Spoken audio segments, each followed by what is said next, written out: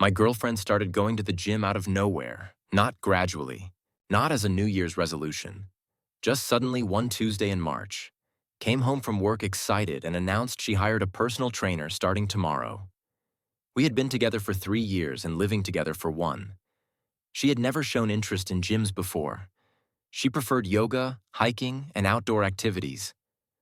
But now she wanted a trainer. If you enjoy real relationship stories, hit subscribe. I asked what sparked this. She shrugged and said she wanted to get in shape, feel stronger, be healthier. All reasonable goals. I supported her. Thought it was great she was prioritizing fitness. The session started the next day at 6 in the morning before work. She set an alarm for 5 and got up in the dark. She put on new workout clothes, expensive leggings and a matching sports bra.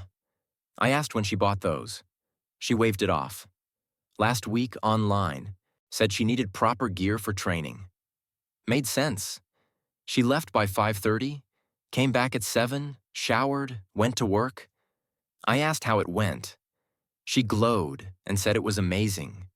The trainer was pushing her, really challenging her, and she felt incredible. The morning sessions became routine. Monday, Wednesday, and Friday like clockwork. Then she added Saturday mornings too. 4 sessions a week. Serious commitment. I asked about the trainer. What was his name?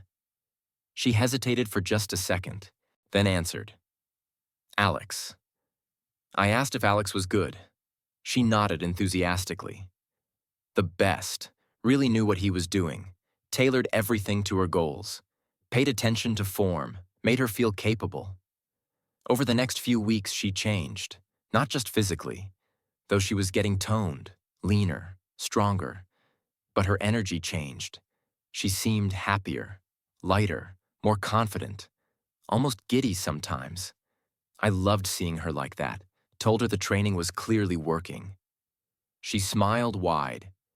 Agreed. Best decision she ever made. Then I started noticing other things. Small things. She spent extra time getting ready for morning sessions, not just putting on workout clothes, actually getting ready. Makeup. Not full makeup, just a little. Tinted moisturizer, mascara, maybe some lip gloss. I asked why she wore makeup to the gym. She laughed it off. It was barely anything. Just wanted to look presentable. Feel put together, even sweaty. I found it odd, but did not push. She bought more workout clothes. Nice, color-coordinated sets. Plus new shoes and a fancy water bottle. She spent hundreds of dollars. I asked if she needed all that. She got defensive. Snapped that she was investing in her health, that I should be supportive, not critical. I backed off, apologized. She was right. I should be supportive. She started talking about Alex constantly, at dinner, in the car, before bed. Alex taught her this technique. Then it was always something new. A protein powder he recommended. A new exercise he wanted her to try. He said her form was perfect. He told her she was making amazing progress. Always him. His name came up more than my own some days. I asked to meet him. Maybe I could join a session, work out together. She shook her head quickly, almost panicked. The sessions were personal, one-on-one. That was the point. The whole value of personal training. Having me there would change the dynamic, ruin it. I asked why. She explained that Alex tailored everything specifically to her. Her body, her goals, her fitness level, her needs. Adding another person would dilute the focus, make it less effective. A waste of money, really. I dropped it. But something felt off. Her phone behavior changed, too. She started keeping it closer. Face down always. Password changed. When I asked why she got defensive again. Privacy, she said. She was allowed privacy. We didn't need to know everything about each other. That seemed reasonable, but new. We had always been open, never hid our phones, never needed to. Until now, text notifications came constantly, early mornings, late evenings. She would check immediately, smile, type back quickly. When I asked who it was, she would say work, or friends, or the trainer, coordinating schedules, discussing nutrition, planning workouts. One Saturday I woke up early, 5:30. She was already gone, left for her training session. I could not fall back asleep. Decided to go get coffee, treat myself, drive to the good cafe across town, the one near her gym, maybe surprise her after. Bring her a smoothie. I drove over, got coffee, checked the time. 6:45. Her sessions usually ended at 7. I decided to wait. Drive to the gym. Surprise her. Found the place easily. Small boutique gym, expensive looking. Glass windows facing the street, modern, clean. I parked in the lot. Could see inside through the windows. A few people on machines, someone doing yoga. I scanned for Megan. Did not see her in the main area. Maybe she was in a different room. I waited. Watched. Then I saw them. Through a side window. Private training area. Smaller room. Mirrors on the walls. Megan, my girlfriend, and a man, tall, very fit, muscular, tank top, shorts, standing close to her. Too close. He had his hands on her hips, adjusting her form. Or that is what it looked like. She was doing squats. He stood right behind her, hands on her waist, guiding her movement. Down, up, down, up. His hands never left her body. I sat in my car, watched. Something twisted in my gut. They finished the set. She turned around, smiled up at him. That smile, the one she used to give only me. Bright, genuine, happy. He said something. She laughed, threw her head back, touched his arm, left her hand there. My chest tightened. They moved to another exercise. Planks. She got into position. He knelt beside her, one hand on her lower back, the other on her shoulder, adjusting, touching, always touching. She looked over at him. They were inches apart. Faces close. Too close. He said something. She nodded, biting her lip. That thing she does when she is attracted to someone. The thing she used to do with me. When we first met. Before we got comfortable. The session wrapped up. 45 minutes of watching them. Touching, laughing, being too comfortable. They stood talking. Close. He handed her a water bottle. Their fingers touched. Lingered. She looked up at him. He looked down at her. The air between them felt charged. Even from my car, I could feel it. Then he hugged her. Not a quick gym hug. A real hug. Arms wrapped fully around each other. Her face pressed against his chest, his chin on top of her head. They stayed like that. 5 seconds. 10. 15. Finally pulled apart, but his hand stayed on her waist, hers on his arms, still touching, still close. She looked up at him, said something. He smiled, leaned down. She tilted her face up. Their lips met. Not a peck, not a goodbye kiss. A real kiss. Lips parted, lasting. Several seconds. My hands gripped the steering wheel, knuckles white. I could not breathe, could not move, could not look away. Just watched my girlfriend kiss another man. In the gym. After their training session. The session she woke up at 5:04, got dressed up for, put on makeup for, spent hundreds of dollars preparing for. They pulled apart slowly, reluctantly. She touched his chest, palm flat against him.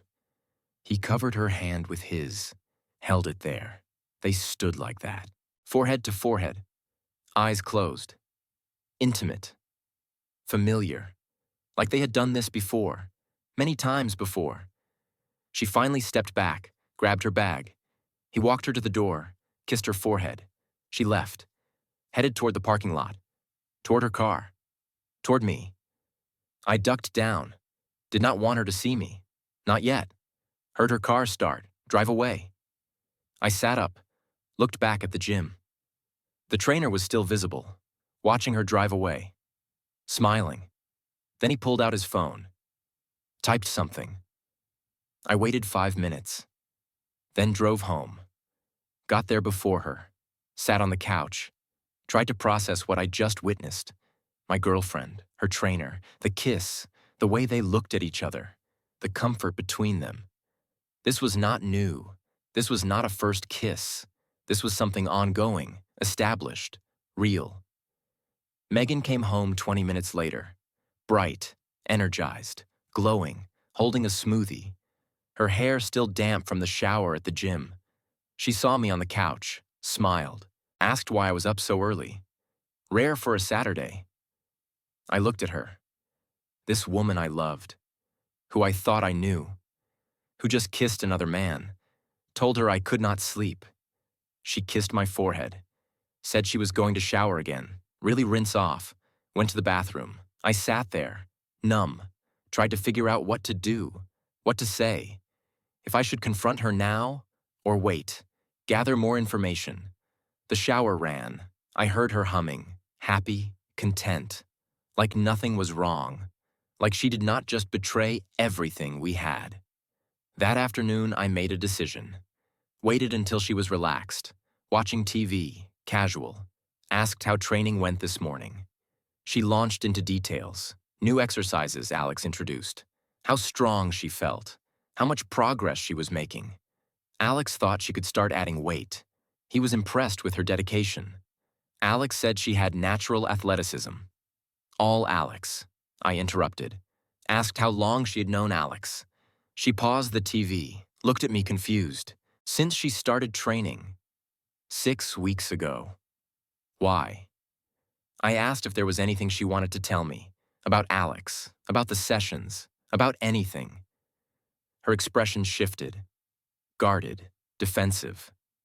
Asked what I meant by that. Why was I asking? I pulled out my phone, showed her the gym's address, the timestamp, this morning, 6:45, right when her session ended. Her face went completely white, all the color drained. She whispered my name, a question, an accusation, a plea. I asked her directly, calmly, who is Alex, really? Not just his title. Who is he? She stared at me, mouth opening, closing, tears forming. Finally, she broke. Admitted Alex was not just a trainer. He was her ex-boyfriend, from college. They dated seriously, 2 years, lived together senior year, talked about marriage, future, forever. Then he got offered a job in California. She did not want to leave. Her family was here, her life. They broke up, messy ending, painful. Took her over a year to move on. That was 5 years ago. Before me, she had not seen him since, had not spoken to him, until 2 months ago. Ran into him at Whole Foods, both reaching for the same avocados. Laughed about it, started talking, catching up. He mentioned moving back, missed the city, missed his family. Started a personal training business, doing well. She mentioned wanting to get healthier, more active. He offered to train her, special rate, friends helping friends. She thought it would be fine. Ancient history, just fitness, professional, nothing more. But there was always a but. I asked about the kiss, the one I watched, this morning, after the session, in the training room. She started crying harder, begged me to understand. It was a mistake. Got caught up in the moment. The endorphins, the nostalgia, being close to him again. It just happened. Did not plan it. Did not want it. Regretted it immediately. I asked how many times. She swore just today. Just that one kiss. First time anything happened. I stared at her, asked if she thought I was stupid. She flinched, insisted it was the truth. Nothing physical before today. Just training, just talking, just friends. Until this morning when it became more. I asked how many sessions. She whispered the number. 24, 6 weeks. 4 times a week. 24 sessions of being alone with her ex, of him touching her, hands on her body, adjusting her form, standing close, breathing together. I asked how many of those sessions felt inappropriate, how many times his touch lingered, how many times she thought about kissing him. How many times she considered telling me the truth. She could not answer, just cried. I stood up, told her I needed to leave, think, process. She panicked, grabbed my arm, begged me not to go. She would stop training, never see Alex again, block him, delete him, pretend he did not exist. I pulled my arm away, reminded her she had 24 chances to be honest, 24 mornings to tell me Alex was her ex, that they were spending hours alone together, that feelings were resurfacing. She chose to lie every single time, looked me in the eye every morning, kissed me goodbye, then went to be with him. That kiss was not a mistake. It was inevitable. It was what she wanted. Otherwise, she would have told me, would have stopped, would have chosen differently. She sobbed, insisted she loved me, wanted me. Alex was just confusion, old feelings, nostalgia, not real. I told her it looked pretty real from my car. Walked out, went to my brother's place. He took one look at my face, asked what happened. I told him everything. He listened, did not interrupt. When I finished, he said one thing: "You deserve better." I stayed there 3 days, ignored her calls, her texts, hundreds of them, apologies, explanations, promises. I read none of them. On day 4, she showed up. My brother answered. She looked terrible, eyes swollen, hair messy. Asked if she could talk to me. My brother looked at me. I nodded. He let her in, left us alone. She sat across from me, hands shaking. Explained that she ended things with Alex, told him they could not train anymore, that it crossed every line, that she was committed to me, that what happened was unforgivable. He understood, apologized for his part, said goodbye. It was completely over, permanently. I asked what she wanted from me. Forgiveness, another chance, to come home, to work through this. She made a horrible mistake, but she loved me, wanted our life together, our future. I asked if she was in love with Alex. She shook her head firmly, swore no. It was not love, just memories, familiarity, old patterns. Being around him triggered things from her past, made her confused. But it was not real love, not what we had. I asked how I could ever trust her again. She had no answer, just kept saying sorry, over and over, like a broken record. I told her I needed more time. She nodded, asked if that meant there was hope. I did not answer. She left quietly, defeated. I spent 2 more weeks thinking, weighing everything. 3 years together, plans for the future, against 24 sessions of lies. 1 kiss I witnessed. Who knows what else I did not see? The makeup, the expensive clothes, the constant texting, the way she said his name. It all meant something. More than just fitness, more than just training. She was having an emotional affair, at minimum, for 6 weeks. Maybe longer if you counted the initial reconnection. The choice to hire him. The choice to keep it secret. All choices. All betrayals. I called her, told her to meet me at our apartment. She arrived within minutes. Must have been waiting. Hopeful. Desperate. I laid it out simply. I could not move forward. Could not rebuild trust that was so thoroughly shattered. Every time she left in the morning, I would wonder where she was really going. Every time her phone buzzed, I would question who it was. Every time she smiled, I would wonder if she was thinking of him. That was no way to live, for either of us. She promised to be completely transparent. Show me her phone, her location, her schedule, whatever I needed. I shook my head. Explained that was not a relationship. That was surveillance. That was prison, not love. And beyond the trust issue, there was something deeper. She made a choice to reconnect with her ex, to keep it secret, to spend hours alone with him, to let him touch her, to develop feelings, to kiss him. Not one mistake, A series of choices. Over weeks. That showed me who she really was. What she was capable of. I could not unknow that. Could not unsee it. She begged for another chance. Swore she would do anything, be anyone, whatever I needed. I told her the person I needed was someone who would have been honest from the start. That person did not exist. She needed to move out, find a place. I would give her 2 weeks, stay with my brother while she packed. Then I would come back, alone. She asked if there was any possibility of reconciliation. Down the line, after time, after healing. I told her no, this was final, she had chosen. Maybe she did not realize it, maybe she convinced herself it was innocent. But subconsciously, she chose. 24 times. She chose Alex. I was just choosing myself now. She cried, accepted it, left, stayed with her sister while looking for apartments, moved out over the next 10 days, took her things while I was at work, left her key in an envelope, with a note. I did not read it, threw it away. I heard through friends she tried to reconnect with Alex after we split, reached out, said she was single. Maybe they could try again. He declined. Told her he did not want to be a rebound.